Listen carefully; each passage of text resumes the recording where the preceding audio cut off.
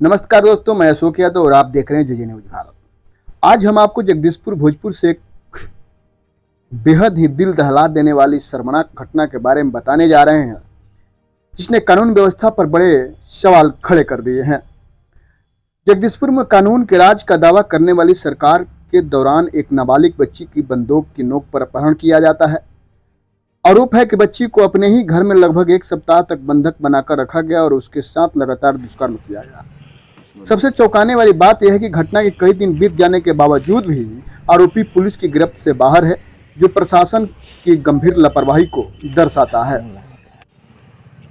इस जघन्य घटना को लेकर राजद नेता और जगदीशपुर के पूर्व विधायक भाई दिनेश ने कड़ा रुख अपनाया है और भाई दिनेश ने कहा है कि यह घटना घोर निंदनीय है, अक्षम्य है और पीड़ित को न्याय दिलाने के लिए वो खुद पीड़ित परिवार से मिलने पहुंचे।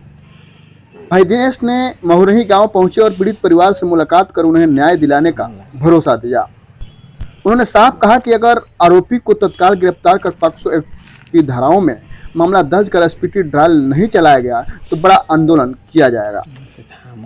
भाई दिनेश ने प्रशासन को चेतावनी देते हुए कहा कि थाना का घेराव किया जाएगा। पीड़िता के गांव से लेकर पुलिस अधीक्षक भोजपुर के कार्यालय तक पदयात्रा निकाली जाएगी। धरना प्रदर्शन और सड़क पर उतरकर आंदोलन होगा।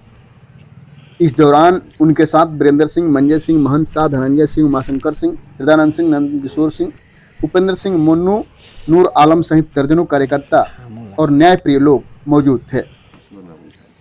दोस्तों, सवाल यह है कि क्या प्रशासन दोषियों को सजा दिला पाएगा या फिर पीड़िता को न्याय के लिए सड़कों पर उतरना पड़ेगा। आप इस घटना के बारे में क्या सोचते हैं? अपनी राय कमेंट बॉक्स में जरूर बताएं और वीडियो को शेयर, लाइक और सब्सक्राइब जरूर करें। नमस्कार।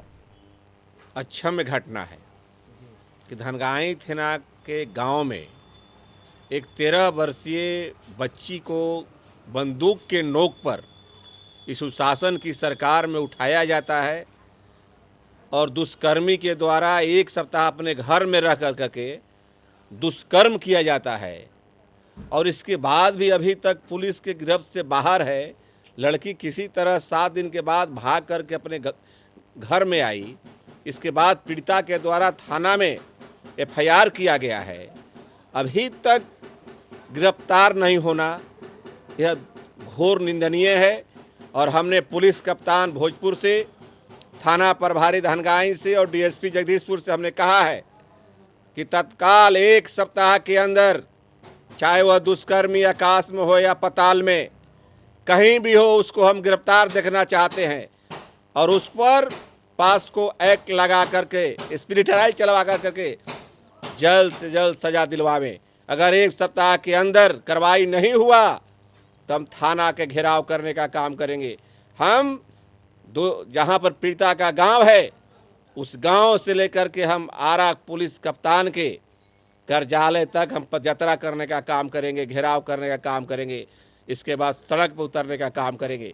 जब सरकार यह कहती है कि हम किसी को फंसाते नहीं हैं, किसी को बचाते नहीं हैं, यहाँ पर सुशासन का राज है, तो कैसे उस दुष्कर्मी का हिम्मत हो गया कि गांव के ही लड़की को गांव में ही बंदूक के नोक पर अपने घर में एक सप्ताह तक रखा, दुष्कर्म किया?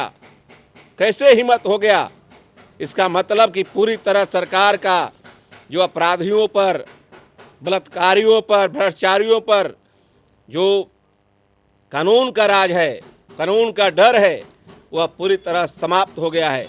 इसलिए तत्काल गिरफ्तारी हो, यह मैं मांग करता हूँ।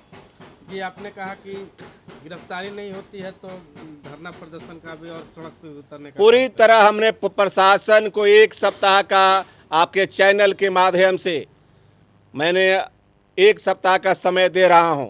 अगर एक सप्ताह के अंदर दुष्कर्मी को गिरफ्तार नहीं हुआ, यह पुलिस का काम है कि वह आकाश में है या पताल में, कहाँ छुपा है, उसको गिरफ्तार करना पुलिस का काम है।